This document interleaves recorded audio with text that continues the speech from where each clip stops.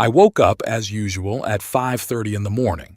I was still in the habit I'd developed during 35 years of military service, even though I'd taken off my colonel's epaulets 12 years ago. My body reminded me of my age with a nagging pain in my knees as I lowered my legs from the bed.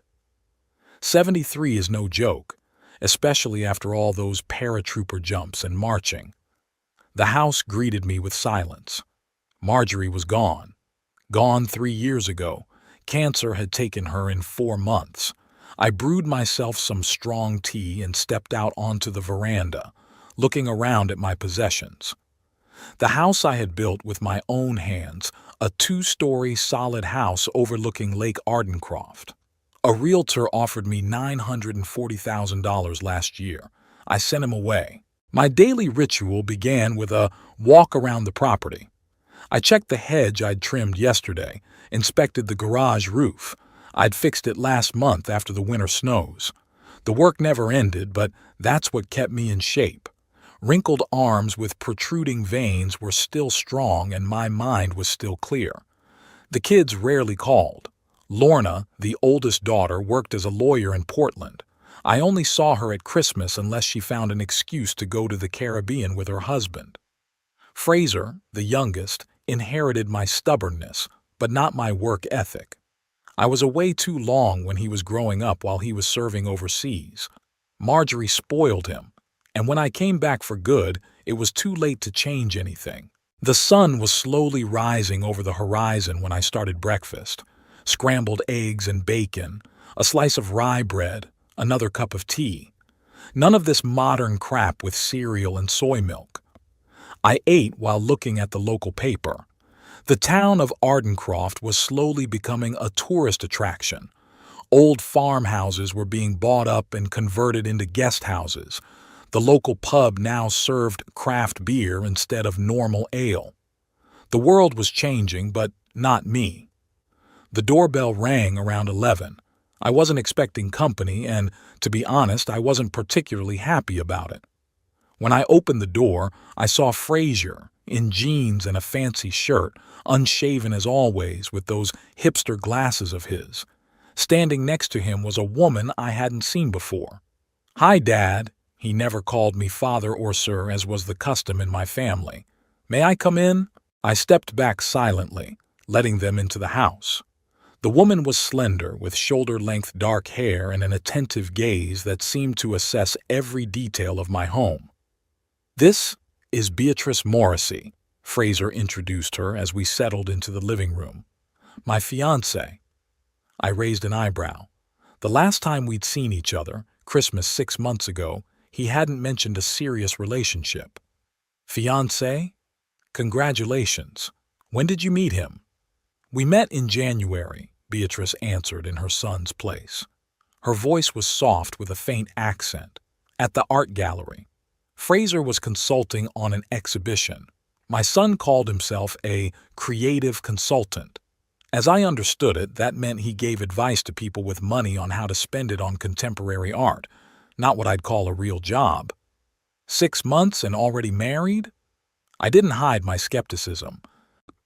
"When you know it's your man, why wait?" Fraser took Beatrice's hand. "We're planning the ceremony for a month from now. Nothing big, just close friends and family." Beatrice smiled, but something about her smile made me wary. She reminded me of the intelligence officers I'd worked with in Afghanistan, the same calculating appraisal in her eyes. "You're military, right?"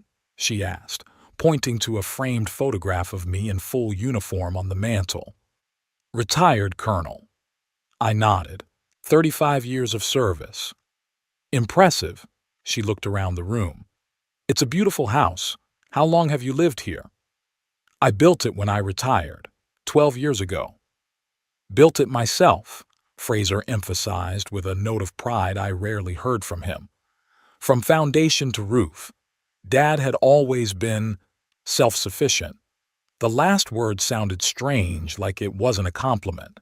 "It must be worth a fortune now," Beatrice said, running her fingers along the oak arm of my chair. Real estate in Ardencroft had skyrocketed in value in recent years. I remained silent. I didn't like discussing money, especially with people I barely knew. "We're actually here to invite you to dinner, Dad," Fraser said, changing the subject. "To get to know each other. Beatrice is making an amazing lasagna." "And we wanted to talk about the wedding," she added. "We're going to need your help with some arrangements." "Organizations," I repeated. "You mean the money?" Fraser grimaced. "Not necessarily, although financial support wouldn't hurt. But the most important thing is your presence." I looked at my son, 36 years old and still asking his father for money. Marjorie left him a decent sum when she died. Where did it go? "When is this dinner?" "Tonight, if you're not busy," Beatrice answered quickly. "At our house." Fraser wrote down the address.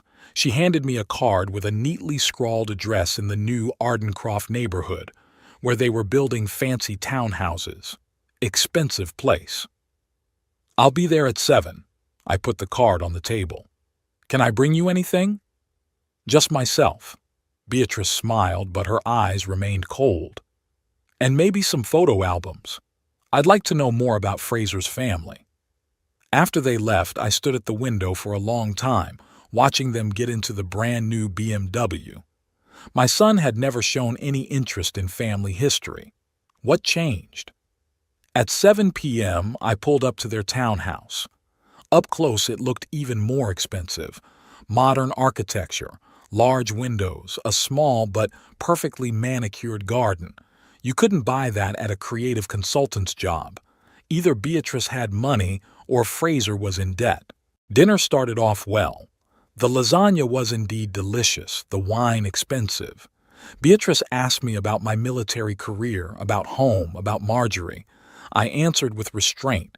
Years of service had taught me not to reveal too much information. "Fraser told me that you built a house for Marjorie," Beatrice said, pouring coffee. "It's so romantic." "She's always wanted a lake house," I replied. "I promised her one when I retired."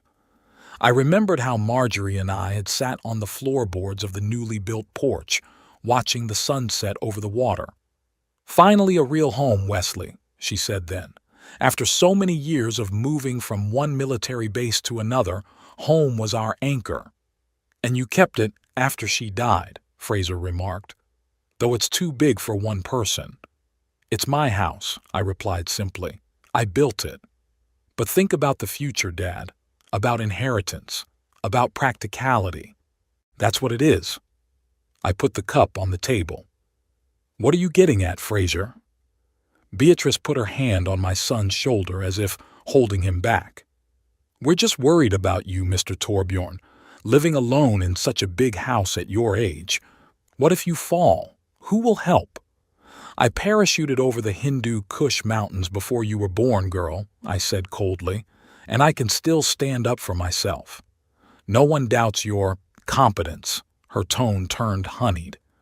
"But Fraser and I thought, after the wedding, maybe it would make sense to pool our resources. The family home should stay in the family. You want to move in with me?"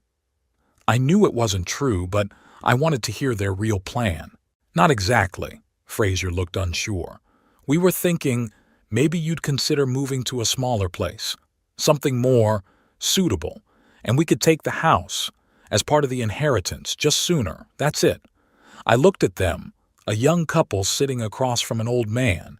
They think I can't see through them. "An inheritance is usually received after a person dies," I said in an even voice. "I don't plan on dying yet." "Dad, don't be so dramatic." Fraser rolled his eyes. "We're talking about practical things. You could buy an apartment in the city, closer to the hospital, the stores." "Hospital?" I grinned. "I'm healthier than you, son." "That's true, Mr. Torbjorn, but no one gets any younger," Beatrice intervened. "And real estate prices in Ardencroft have never been higher. This is an excellent time to sell." I looked at her carefully. It all made sense now. 6 months of dating, the hasty wedding, the sudden interest in my house. They didn't just want the property, they wanted to sell it and take the money. "The house is not for sale." I got up from the table. "It's not for sale. Ever." Dad, you didn't even think— I've thought about it, Fraser. This is the house I built for your mother. It's where I'll spend the rest of my life. What happens to it after I'm gone is my decision, not yours. Beatrice straightened, the mask of benevolence falling from her face. You're not thinking of your son, Mr. Torbjorn. His future. Our future.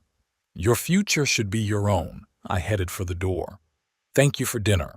The wedding invitation is in the mail. Already in the car, I noticed that I had forgotten the photo albums they had asked me to bring. They were still in the back seat. It's for the best. Something told me that Beatrice wasn't interested in family memories, but in the appraisal of the house I'd built with my own hands. Walking back home along the lake, I thought about Marjorie. She always understood people better, saw right through them. Take care of Fraser, Wesley, she pleaded before she died. He's not as strong as you are. Now I knew what she meant. My son was looking for the easy way out, and this woman, Beatrice, saw in him and in me an opportunity to get rich quick. I parked in front of the house and sat in the dark for a while, staring at the silhouette of the building I'd put so much work into. Every beam, every nail remembered the touch of my hands. This was where Marjorie had spent her last years. Her footprints remained here, in the garden she'd planted, in the curtains she'd sewn.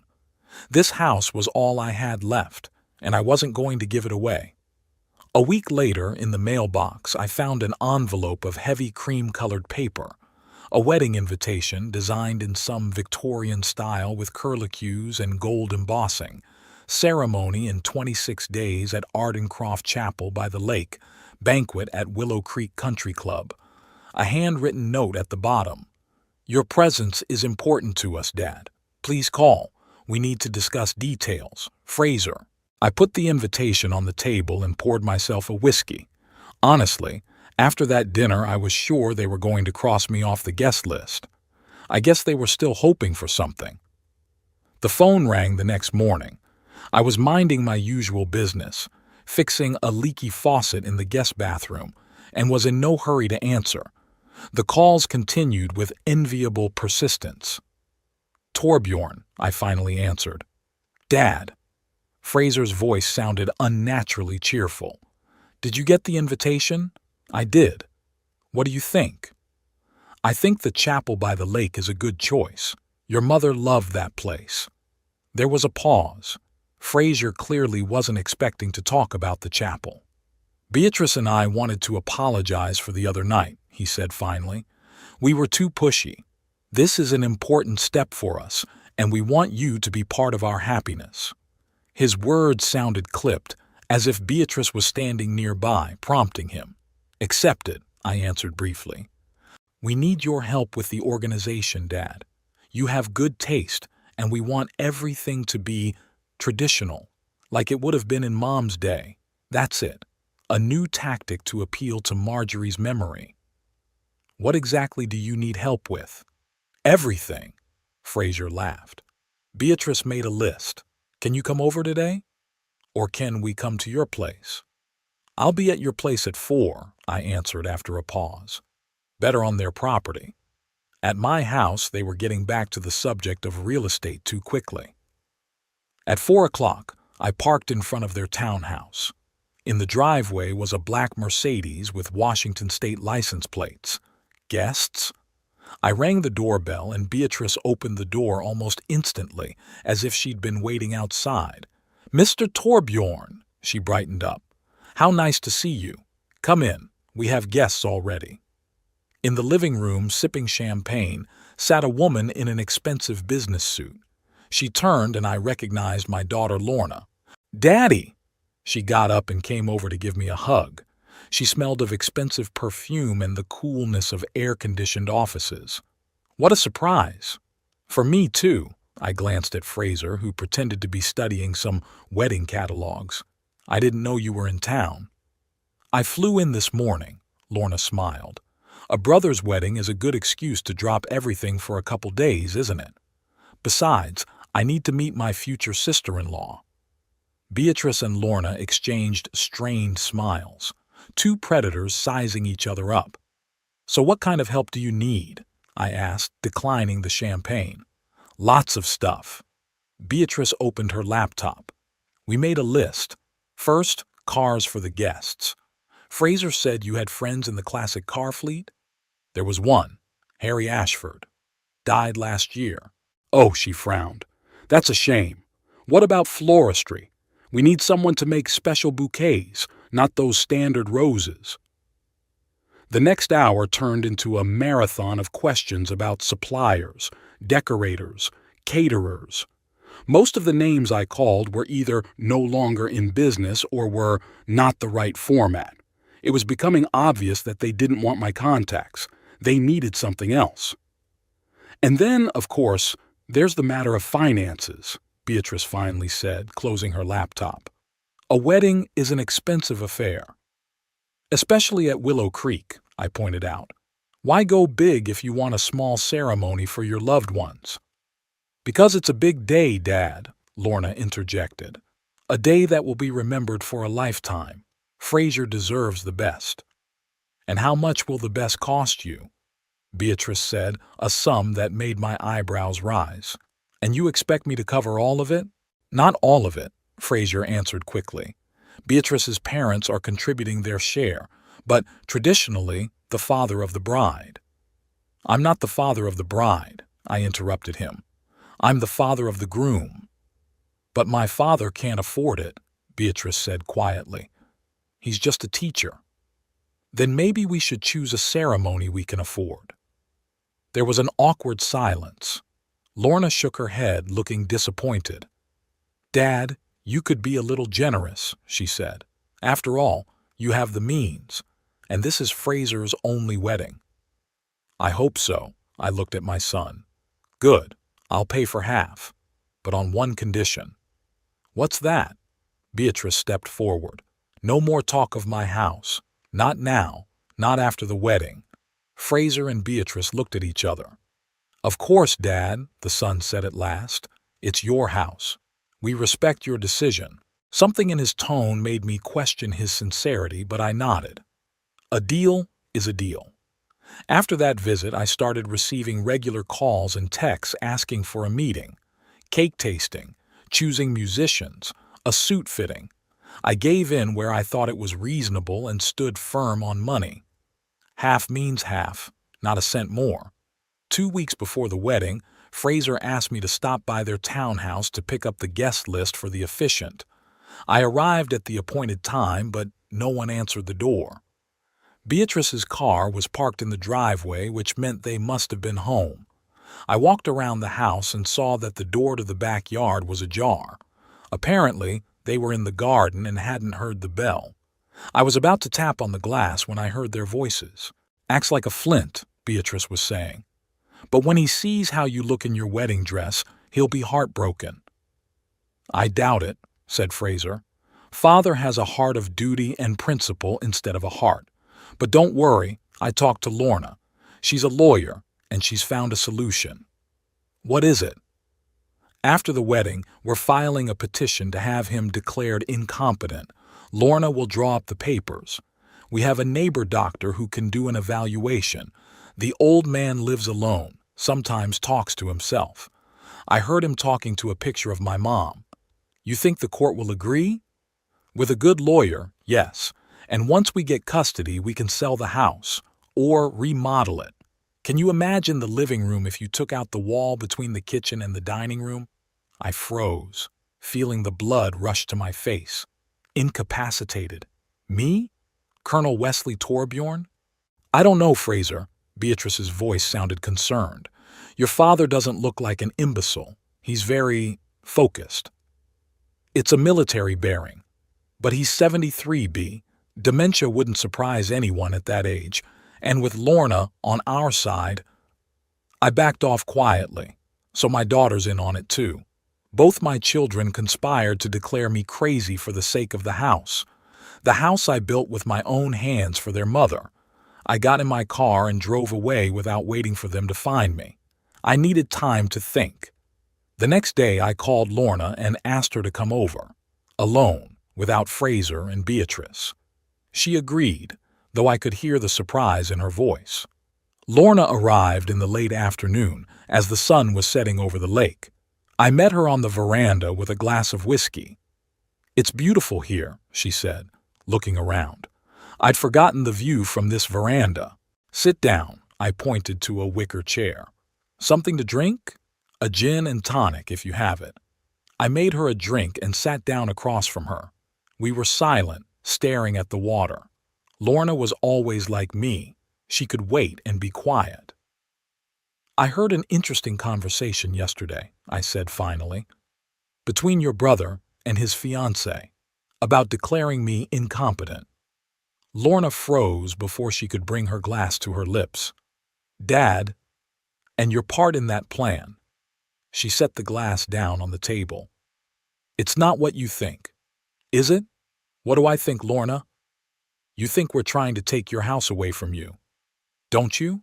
She sighed and leaned back in her chair. Fraser had always been impulsive, and this Beatrice, she's the kind of person who sees opportunity everywhere. But believe me, I would never participate in a plan that would hurt you. Calling me crazy isn't harm. It was never a serious plan. She shook her head. Fraser is just daydreaming. You know how he can be.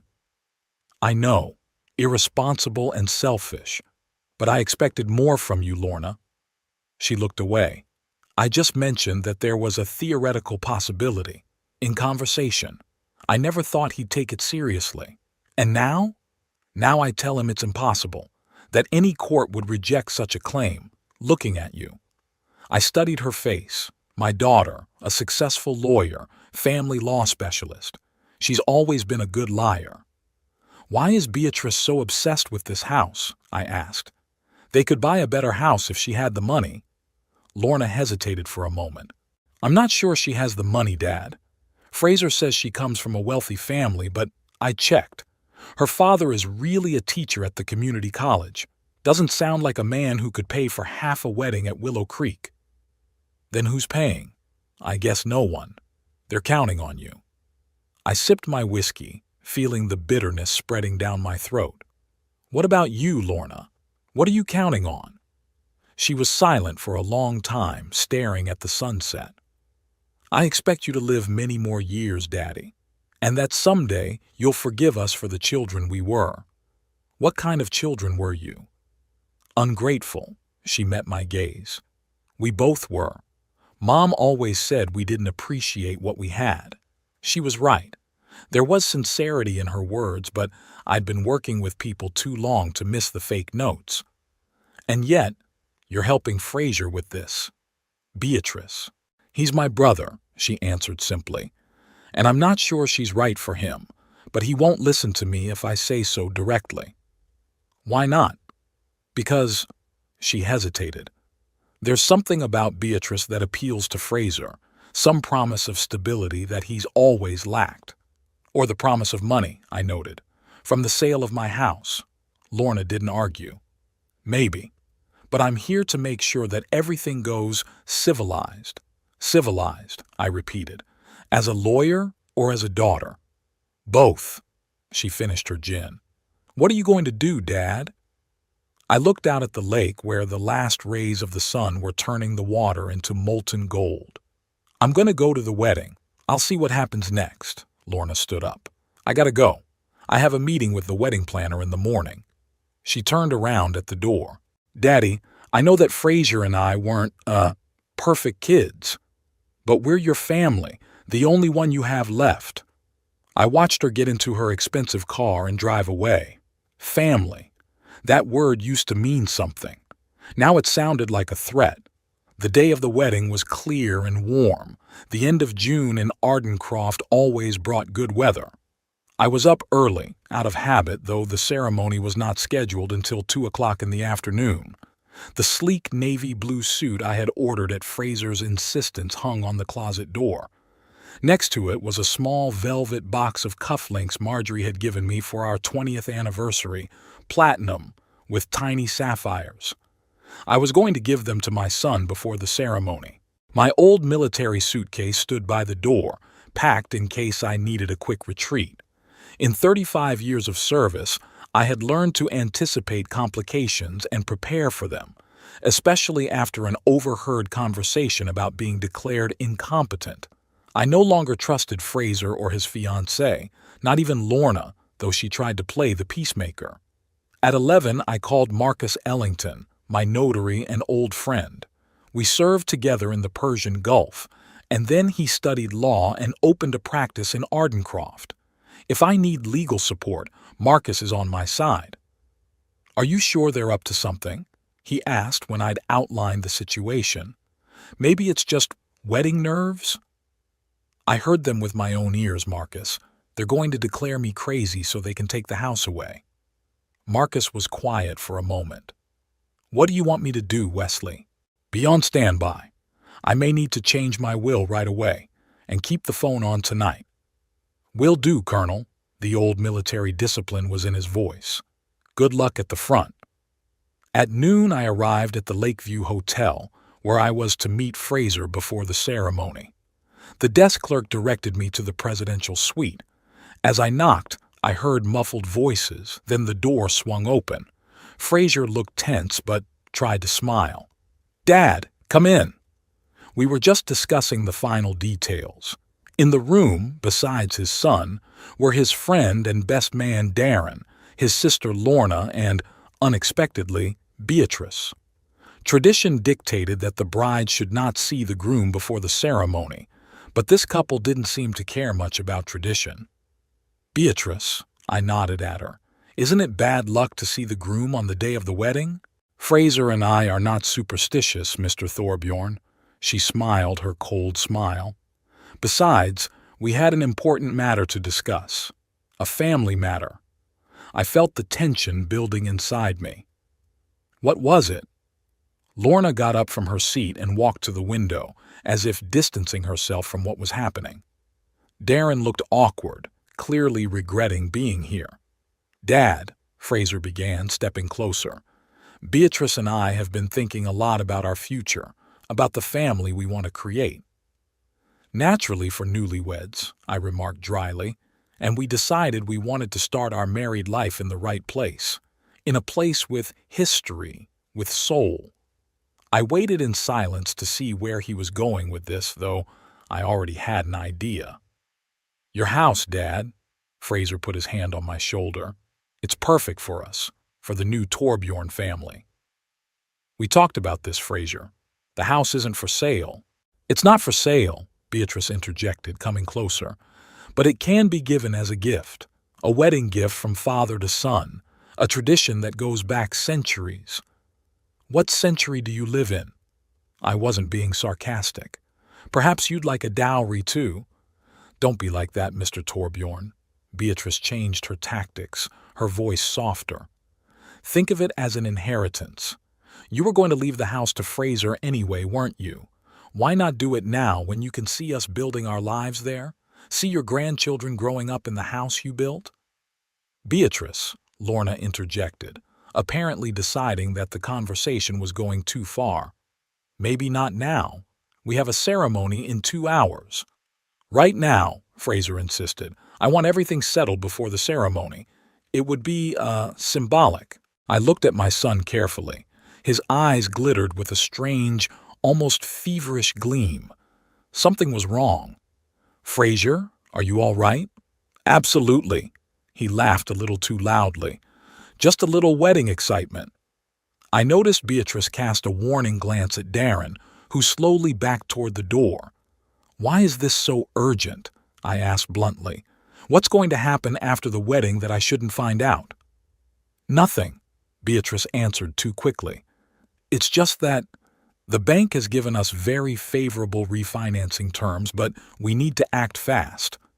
"Refinancing what?" I shifted my gaze to Fraser.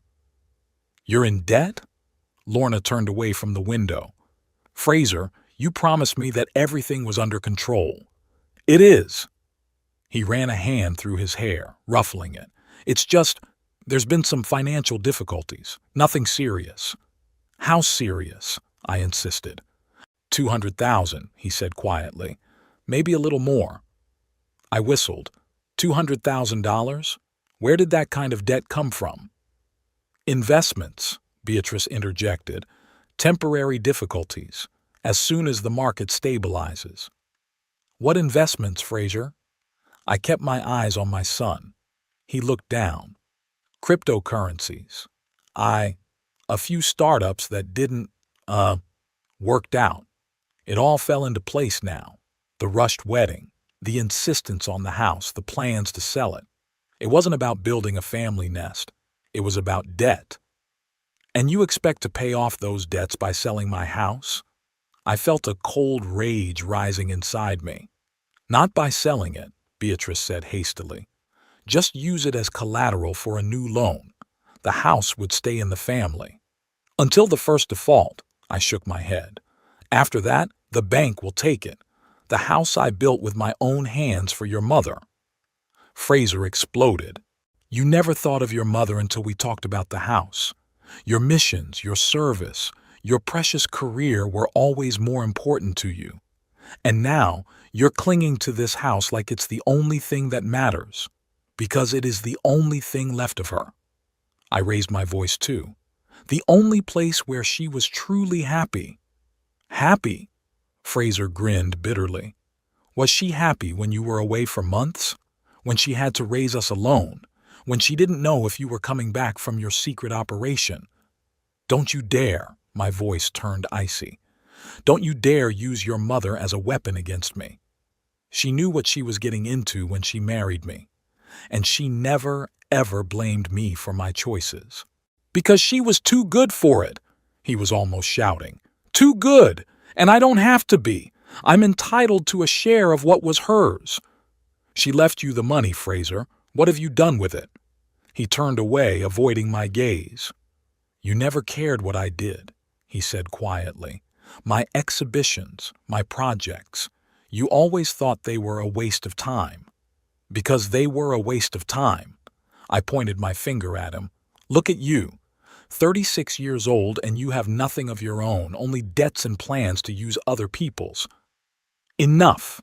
Beatrice stepped between us. This is supposed to be a happy day. Let's just, calm down and discuss this like adults. I am, I said, pulling myself together. My answer is no. The house will not be signed over to anyone. Not today, not after the wedding. And you can forget about your plans to declare me incompetent. It won't work. Beatrice has gone pale. I don't know what you're talking about. I heard you talking. About how you're going to put me in a nursing home after you get custody, how you're going to remodel my house, tear down the walls. Fraser looked shocked. You've been spying on us? I came to pick up the guest list like you asked. It's not my fault you were discussing your plans with the door open. Lorna came closer. Dad, it was just a theoretical discussion. No one was going to... Don't lie to me, Lorna, I looked at my daughter. You know better than that. You said yourself that you could prepare the documents. There was a heavy silence. Darren at the door looked like he wanted to fall through the ground. Okay, Fraser said finally, his voice oddly calm. Either you sign the house over to me today or you can forget about the wedding. Fraser, Lorna exclaimed. You can't... I can. He looked me straight in the eye. What do you say, Dad? Your house or my wedding? I slowly pulled a box of cufflinks out of my pocket and placed it on the table. This was supposed to be for you, from your mother and from me, but you don't deserve her legacy. Fraser turned pale. Get out. What? Get out. He pointed at the door. You're no longer invited to my wedding. You are no longer my father. Beatrice put her hand on his shoulder, her eyes glistening with triumph. Fraser, darling, calm down. Maybe your father just needs time to think. No, he shook off her hand. I've made up my mind. Either he signs the house or he leaves. Now. I looked at my son, a grown man who was acting like a spoiled child who hadn't gotten the toy he wanted. What had I done wrong? Where had I gone wrong in raising him? I'm leaving, I said calmly. But I want you to know that I'm not the one who betrayed our family. I turned to Beatrice. He's always been like this. He gets what he wants, and when he doesn't get it, he throws a tantrum. Let's see how long you two can stay together when the money runs out." "How dare you?" She burst into flames. "I love Fraser." "Maybe," I shrugged. "But he wasn't the one you were discussing in that conversation. Not his plans for the future, just the house and the money." I headed for the door, but Lorna intercepted me. "Dad, please. It's your son's wedding, your only son." "I don't have a son anymore," I replied, looking over her shoulder at Fraser. It was his decision. I left the suite and walked through the hotel lobby, feeling the curious stares of the guests and staff. Apparently, our voices could be heard outside the door. Screw it. Let the whole town know that Fraser Torbjorn kicked his own father out of his wedding because of money. Getting in the car, I pulled out my cell phone and dialed Marcus's number. "Wesley? Starting to get ready for the speech already?" "Change of plans, Marcus. Meet me in your office, immediately." "What's going on?" "I'll tell you when I see you. And find a good family law attorney. Not local. Portland or Seattle." "Is it serious?" His voice became wary. "More than serious." I started the engine. They'd just made one last mistake. I drove past the chapel by the lake where the ceremony was to begin in an hour.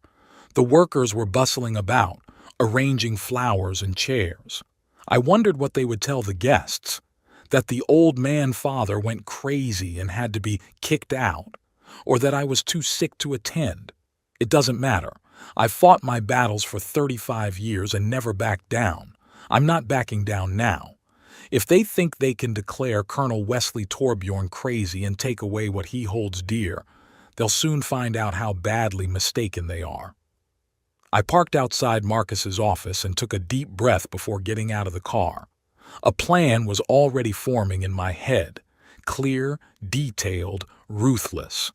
Just like the old days, when the lives of my men depended on the right strategy.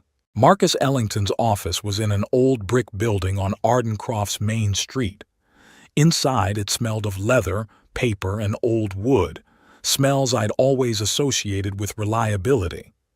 Marcus met me at the door, his usually relaxed face tense.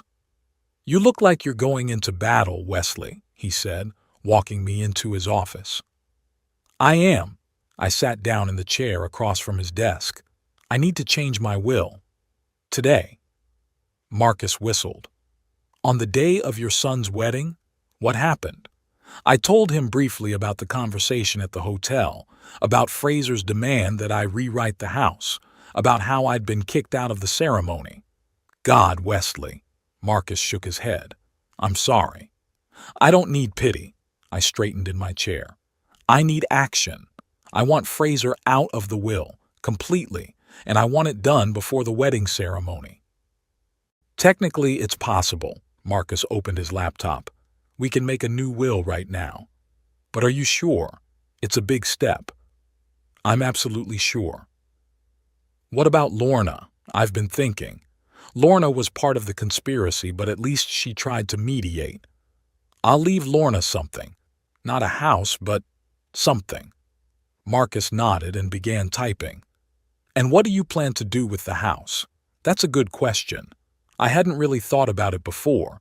Who should I leave the house I built for Marjorie to?" "I haven't decided yet," I admitted. "Maybe to some veterans charity.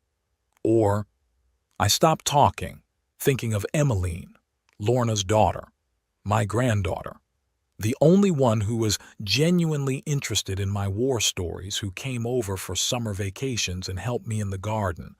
She was 19 now, attending college. Probably Emmeline. She's the only one in this family who has a conscience. "A sensible decision," Marcus continued typing. "Anything else? Any special instructions?" I wondered. What else could I do to protect the legacy I'd created with Marjorie? "Yes, I want to make a stipulation. If Fraser or Beatrice ever try to contest the will or file a petition to have me declared incapacitated, all assets go immediately to the Veterans Support Fund. All of them. No exceptions." Marcus raised an eyebrow. "That's tough, Wesley." "I'm a tough man," I replied. One more thing. I want to attend this wedding. But you said you got kicked out. That's right. And I'm going back. With you and, preferably, a lawyer. I want to publicly announce that I'm withdrawing my financial support for the wedding. Marcus put his hands down on the keyboard. Wesley, I understand your resentment, but think about it. This is your son's wedding, no matter what he does. Is it worth making such a scene? I looked at my old friend. They were planning to declare me insane, Marcus. Send me to a nursing home. Take away the house I'd built for Marjorie. My son and my daughter. My blood. I shook my head. This isn't just resentment. It's a betrayal. Marcus looked at me for a long moment, then nodded. Good. I can get Diane Reynolds on the phone. She's a good family law attorney, just in town right now working with another client. Put her on. While Marcus was on the phone, I sat staring out the window at Ardencroft's main street. People walked by. Happy families, couples, tourists. Just an ordinary summer day. For them. Not for me. Did I ever think my own children would do this to me? Were there signs I missed? Maybe I'd spent too much time away from my family, serving the country. Maybe after Marjorie died, I should have been more focused on them instead of the house. No, I was never a perfect father, but I was always honest. I taught them to work, to respect their elders, to keep their word. If they grew up different, that's their choice, not mine. Diane Reynolds arrived 20 minutes later, a trim woman in her late 40s in a strict suit. Marcus quickly brought her up to speed. Mr. Torbjorn, she shook my hand. It's a difficult situation. Are you sure you want an open confrontation? Absolutely, I nodded. They were the first to cross the line. In that case, I should warn you. If your son and his fiancée do plan to file a petition to have you declared incapacitated, our actions today could expedite the process. They may use your appearance at the wedding as evidence of unstable behavior. Let them try, I grinned. I have witnesses to their conversation about the plans for my house, and a recording of our conversation at the hotel. I patted my pocket where I kept my cell phone with the recorder activated. The old military trick. Always record potentially damaging conversations. Diana allowed herself a small smile. Looks like you're better prepared for battle than I thought. I'm good. I'm in. We finished the paperwork close to 3 o'clock in the afternoon. The ceremony was supposed to start at 2, so there was probably a reception going on right now. Perfect time to show up. Ready? Marcus asked as we walked out of the office. As ready as I'll ever be, I replied, adjusting my tie. We decided to share a my car. On the way to the Willow Creek Country Club, I thought about my strategy. Not to make a scene right away. Wait for the right moment, maybe when the toast started. We arrived at the club around 15:30. There were dozens of cars in the parking lot the guests had already gathered. The security guard at the entrance tried to stop us. I'm sorry, sir, but this is a private event. I'm the groom's father, I said calmly. Colonel Wesley Torbjorn. The guard looked confused. I was told that you, could not attend, sir. As you can see, I could. I straightened to my full height, using my command voice. These are my legal representatives. We have urgent business for the bride and groom. The young guard was clearly not ready for a confrontation with an elderly but imposing retired colonel and 2 lawyers. He stepped back hesitantly. Come in, sir. Inside the club, live music was playing, and guests stood in groups with glasses of champagne. The ceremony was obviously already over. A few people noticed me and froze in surprise. I looked around for Fraser and Beatrice. They were standing in the center of the main hall, the newlyweds accepting congratulations. Fraser in a dark suit, Beatrice in a lush white dress that must have cost a fortune.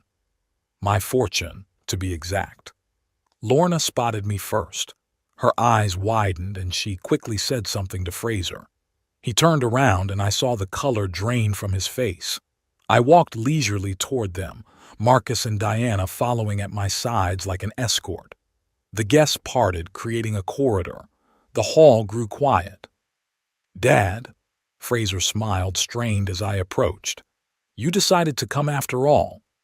"I couldn't miss the big day," I said evenly. "Congratulations on your marriage." Beatrice looked tense, her smile frozen on her face like a mask. "Mr. Torbjorn, we didn't expect—" "Obviously," I nodded. "But I have unfinished business with you and my son." "Dad, please," Lorna intervened, stepping closer. "Not now." "Right now," I turned to the guests. "Ladies and gentlemen, I apologize for the intrusion. My name is Wesley Torbjorn, and I am the groom's father. Or rather, I was the groom's father until today." A whisper rippled through the room. Fraser stepped forward, his face contorted with anger. "What are you doing?" "What I have to do," I answered without lowering my voice. "My son gave me an ultimatum this morning. Either I sign my house over to him, or I'm out of the wedding. I refused to give up the house I had built with my own hands for his late mother, and I was banished," the guests murmured. One of the older women gasped. "But that's not all," I continued. "Recently, I overheard a conversation between my son and his fiancée. They were planning to file for a declaration of incapacity after the wedding in order to gain control of my estate. My daughter, a lawyer," I pointed to Lorna, who had gone pale, "agreed to help them with the paperwork." "That's a lie!" Fraser shouted. "Dad's sick. He's paranoid." "It's not true," I replied calmly. "I have a recording of your conversation, and witnesses." I pulled out my phone and turned it on. Fraser's voice, slightly distorted but recognizable, filled the suddenly silent room. "After the wedding, we're filing a petition to declare him incompetent. Lorna will prepare the papers. We have a doctor neighbor who can do an evaluation." I turned off the tape and turned to Fraser. His face was contorted with rage and shame. "You had no right to." "I did. This is my life, my home, and I have the right to protect them." Beatrice grabbed Fraser's arm, her eyes shooting lightning bolts. "Why are you making this scene? What do you want?" "Justice," I turned to Marcus. "This is my notary, Mr. Ellington, and my lawyer, Miss Reynolds. I changed my will today. Fraser Torbjorn is no longer my heir. My entire estate, including the house, will be put into a trust managed by trustees with certain beneficiaries, of which Fraser is not one." Lorna stepped forward. "Dad, can't you—" "I can." I looked at my daughter. "And I did. As for tonight's gala," I looked around the room, "I'm withdrawing my financial support. The bill for this celebration will be sent directly to the newlyweds." There was a murmur in the hall. I noticed Beatrice's parents, an older couple in modest clothes, exchanging worried glances. "You can't do that." Fraser looked like he'd been punched. "You promised to pay half." "Just as you promised to be a good son," I said quietly, so only he could hear. "We both broke our promises." Beatrice suddenly cried, loudly with a burst of tears. Perfect makeup smeared down her face. "You ruined our day, our wedding. How could you?" "The same way you planned to ruin my life," I replied flatly. "Justice, Miss Morrissey. Or now, Mrs. Torbjorn." Beatrice's father, a short man with a tired face, approached us. "What's going on? What are the bills?" "We were told that all the expenses were covered." "They were," I nodded, "until this morning. Now it's the responsibility of your daughter and my ex-son." Fraser turned even paler. "You can't do this, Dad. You know I don't have that kind of money. And I don't have a son who plans to declare me crazy for an inheritance." Diane Reynolds has stepped forward. "Mr. and Mrs. Torbjorn, as Colonel Torbjorn's legal representative, I must inform you that any attempt to contest the new will or file for a declaration of incapacity will result in the immediate transfer of all assets to a veterans charity. It's a condition of the will. Lorna, a legal professional, immediately understood the implications. Dad, you can't be serious. I mean, it's my choice. I looked at my daughter. And my right. Suddenly, a young woman, my granddaughter Emmeline, came up to us. Her eyes were red with tears. Grandpa, what's going on? Why are you all fighting? I looked at her, young, innocent, so much like Marjorie when she was young. Family disagreements, dear. Nothing you can't handle. But it's Uncle Fraser's wedding, she looked confused. Can't we put quarrels aside? There was a wisdom in her words that her mother and uncle lacked. For a moment I felt a prick of doubt. Maybe Marcus was right. Maybe we shouldn't have made this scene. But then I remembered their conversation about the nursing home, about how they would remodel the house, Fraser's debts that he wanted me to pay off. Sometimes, Emmeline, justice can't be delayed, I said softly, even for the sake of the holiday. I turned to Fraser and Beatrice. I've said everything I wanted to say. Now you know the terms. Good luck with your life together. I hope it will be built on a more honest foundation than the beginning. I nodded to Marcus and Diana, and we headed for the exit. Behind me I could hear the murmur of voices, Beatrice crying, Fraser cursing. But I didn't look back. It was only in the car that I let myself exhale. My hands trembled slightly, not from fear, but from exertion and perhaps regret. Are you all right? Marcus asked, sitting next to me. I will be, I answered. Sooner or later. That was impressive, Diana said from the back seat. Not many people would do that. Not many people go through what I went through, I said, starting the engine. In war, you learn not to back down. We drove out of the club's parking lot. I couldn't help but take one last look at the building where I'd just ruined my relationship with my own son, perhaps forever. Had I been too cruel? Maybe. But they left me no choice. They were the first to declare war, the first to cross the line. I was just defending what was dear to me, my freedom, my home, the memory of Marjorie. And yet, somewhere deep inside, where the memories of little Fraser learning to ride a bicycle, of carrying him on my shoulders, of his first tentative steps lived, there was pain. The pain of a father who'd lost his son not on the battlefield, but in a battle for an inheritance. I gripped the steering wheel tighter. What's done is done. Colonel Wesley Torbjorn never regretted a decision, even the hardest ones. The week after the wedding passed in a strange silence. No calls from Fraser or Lorna, no threats or attempts at reconciliation. Only once did I notice Beatrice's car driving slowly past my house. She didn't stop. The town of Ardencroft was buzzing with gossip. At the local coffee shop, the chatter died down as I entered, then picked up again as soon as I went to my table.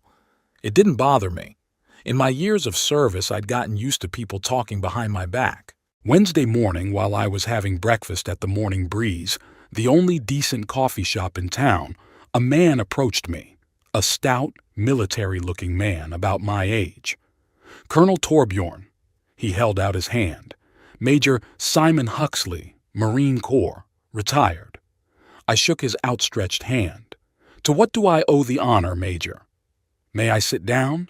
He pointed to the chair across from me. I nodded, and Huxley took a seat at the table with a cup of coffee in front of him. Heard about your situation, Colonel. Small town. News travels fast. I'm sure it does. I sipped my coffee. And what did you hear? That your son and his new wife tried to take your house. That you fought them off. That now they plan to sue you. I raised an eyebrow. That last one was news to me. Huxley shrugged. Like I said, rumors, but that's not why I'm here.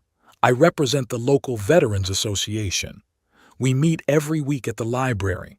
Nothing fancy, just conversation, support, sometimes small projects for the community. We'd like to have you among us. I studied his face. There was no pity or condescension in it, just the straightforwardness of a soldier addressing an equal. Why would I do that, Major? Because when the rear betrays the front must stick together, he answered simply.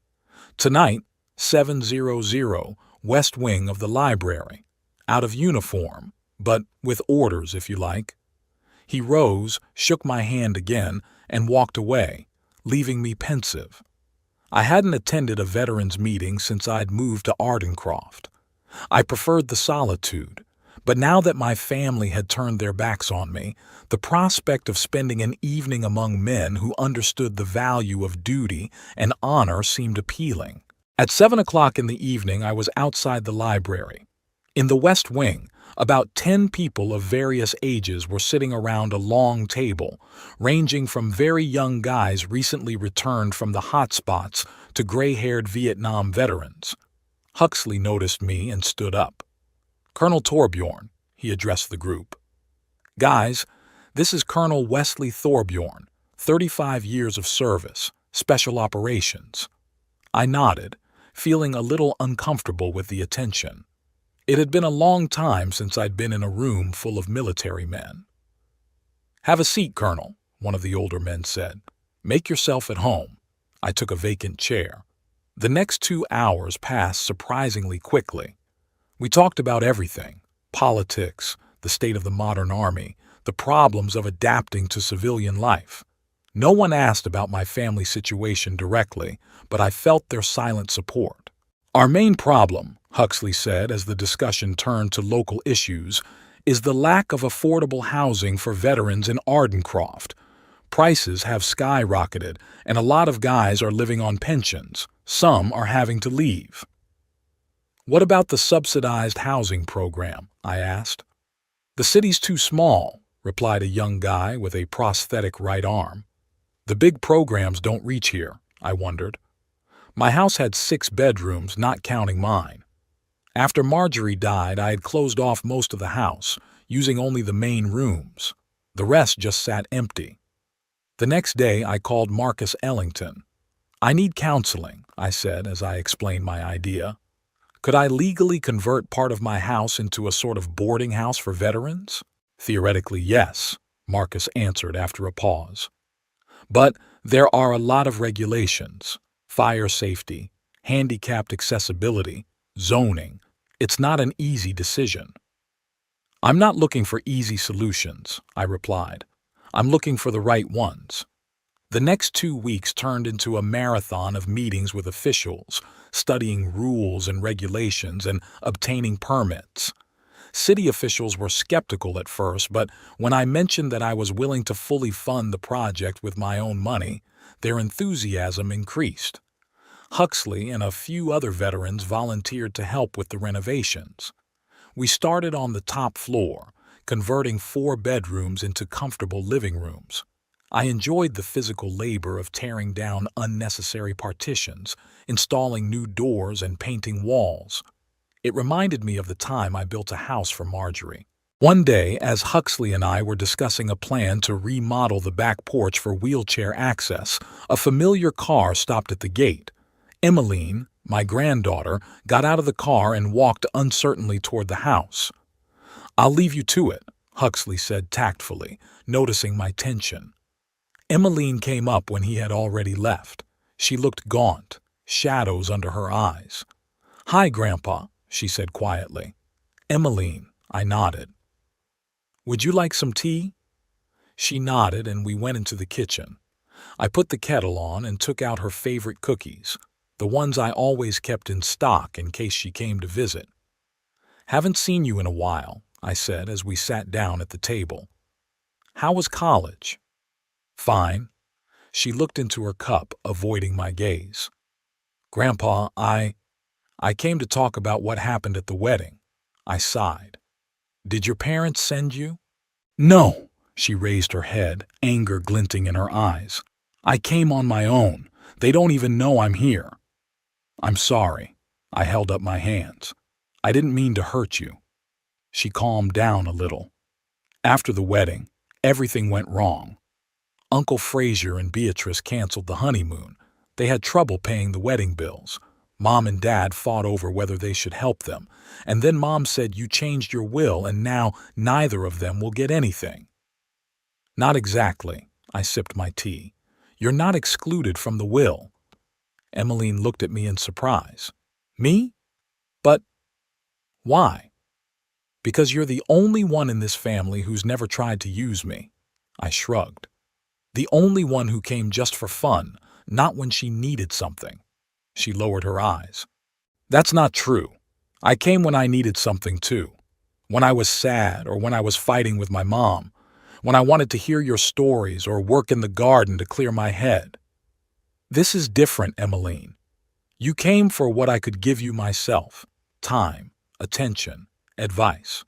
Not for money or possessions. She was silent for a long moment, then looked up. Did they really want to declare you crazy? Yes. But why? Uncle Fraser always said he hated this house, that it was too haunted. I chuckled wryly. It wasn't the house he wanted, it was the money from selling it. Your uncle has some serious debts. Debts? She looked surprised. But he always seemed so, successful. Seeming and being are different things, I leaned back in my chair. A lesson your uncle never learned.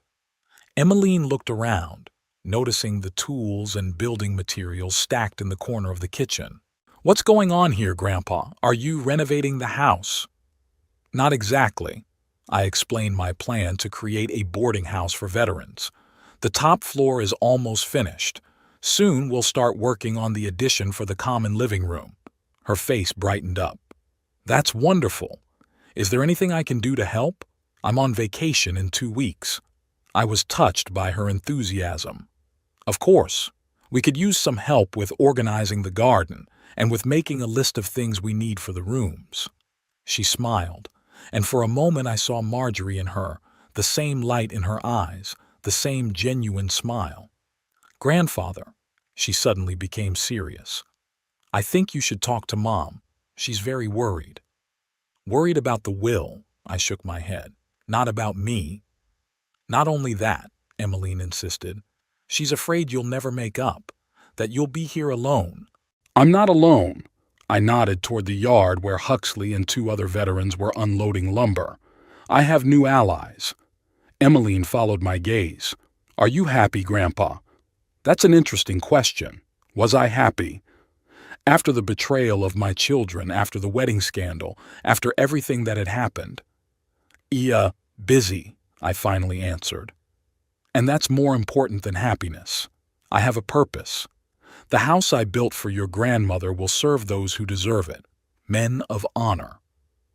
Emmeline covered my hand with hers. I'm proud of you, Grandfather. Her words touched me more than I expected. Perhaps all was not lost in this family. That evening, after seeing Emmeline off, I sat on the veranda with Huxley. We discussed plans for the next week and drank whiskey while watching the sunset over the lake. You have a good granddaughter, Huxley said. Not like her father and aunt. Yes, I nodded. She's more Marjorie than my blood. She's been asking me about the boarding house. She wants to help design the rooms. Emmeline's always loved creative projects, I smiled, remembering how she'd helped me paint the gazebo 2 years ago. She has a good eye. We were quiet for a moment, watching the last rays of sunlight color the lake golden. You know, Wesley, Huxley finally said, when I got back from my last tour, my wife filed for divorce, said she couldn't live with the ghost anymore. The kids chose her side. I thought my life was over. And what happened? I found a new mission, he shrugged. Started working with veterans, helping guys even worse off than me. And you know what? I found a new family, not blood, but a real one.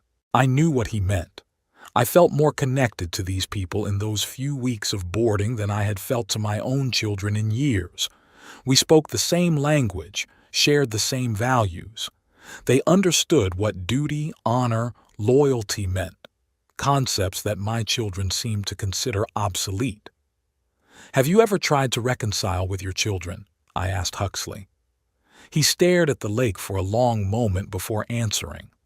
I tried. It worked with my daughter, but not with my son. Some wounds don't heal, Wesley, but that doesn't mean you have to stop living. I was thinking about Emmeline, about her asking me to talk to Lorna. Maybe it was worth a try, not for my own sake, but for my granddaughter, who was caught between two fires. Maybe, I said at last. But not now. I have to finish this project first. Huxley nodded understandingly. The next day I met with the architect to discuss the plans for the addition. We decided to create a common living room with panoramic windows overlooking the lake and a small dining room. A place where veterans could gather, talk, and support each other, like our meetings at the library, but in a more comfortable setting. When the architect left, I stood on the lakeside for a long time, looking at the house I'd built for Marjorie.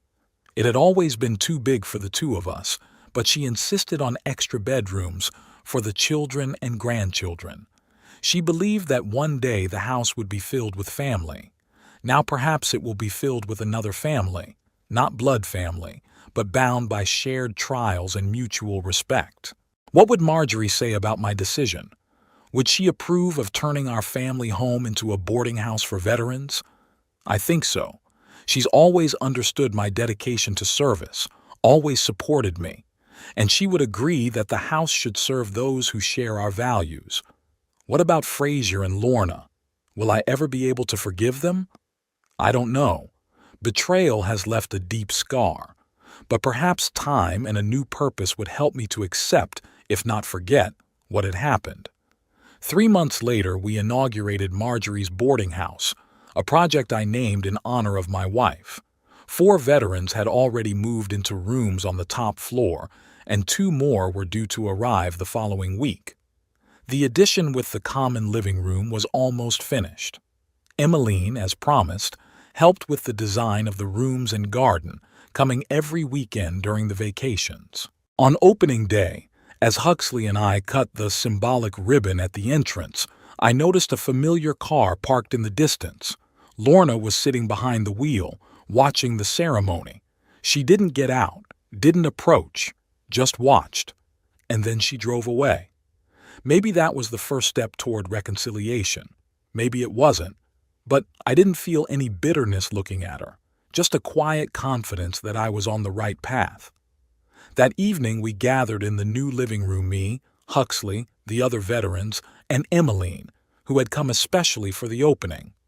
We raised our glasses to Marjorie's boarding house and to the new beginning. To Colonel Torbjorn, Huxley said, raising his glass. A man who does not back down even in the most difficult battles.